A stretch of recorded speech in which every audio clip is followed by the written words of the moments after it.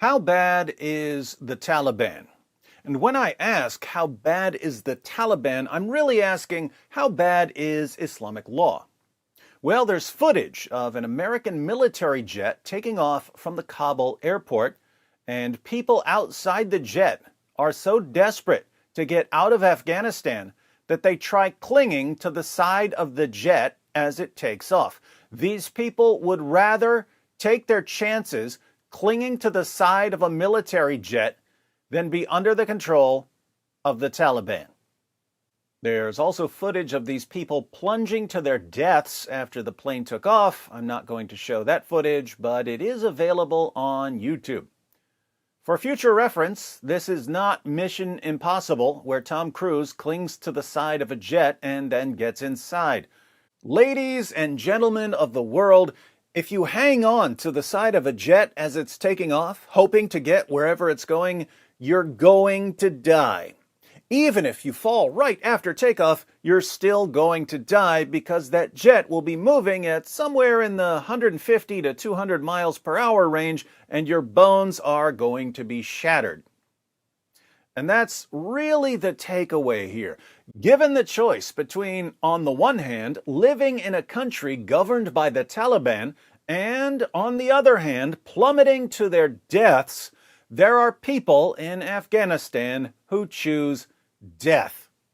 They would literally rather fall to their deaths than fall into the hands of the Taliban. In other words, they would rather die than face Islamic law because they experienced it 20 years ago. Ironically, the jet clingers are Muslims, and if you asked them if they want to live under Islamic law, they would say, yes, of course we do. Just like Muslims in the West say, because they don't know what's in their sources, and they assume that it's not what they see from the Taliban. Meanwhile, here in the U.S., if you say that there's any problem whatsoever with Islamic law, you're considered a racist, Islamophobic, hate-mongering bigot.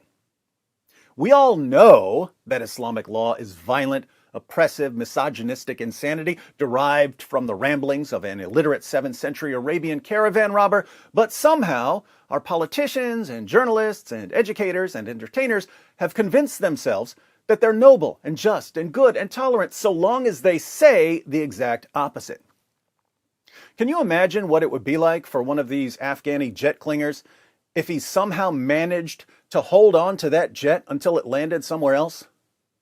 Just imagine, he's so desperate to escape the Taliban that he clings for dear life to a U.S. military jet. That jet lands on some base. Then the poor Afghani jet clinger jumps on the side of another plane and holds on to that one all the way to the United States of America. He lands in the U.S. and he's instantly famous for being the man who flew halfway around the world by clinging to the sides of jets. Journalists run up to him and ask him, why did you do it? Why did you fly halfway around the world clinging to the sides of jets? The man says, I did it to get away from anything remotely resembling authentic Islamic law. The journalists, of course, would reply, what do you mean you wanted to get away from Islamic law? Islamic law is God's gift to politics and economics and morality. That and socialism, you freaking bigot. You Islamophobe, you racist, why don't you grab onto another plane, this time to Germany, because you're a Nazi, you stupid Islamophobic, racist Nazi? What do you know about Islamic law? All you did was get a taste of it 20 years ago, then grabbed the side of a plane when you heard it was coming back. Here I am, watching people die, falling off a jet just to get away from the morons in their country. And I almost want to grab the side of a jet just to get away from the morons in my country. It just backfired on you. It just backfired on you. This is a power of religion. There's a reason to it. Yeah?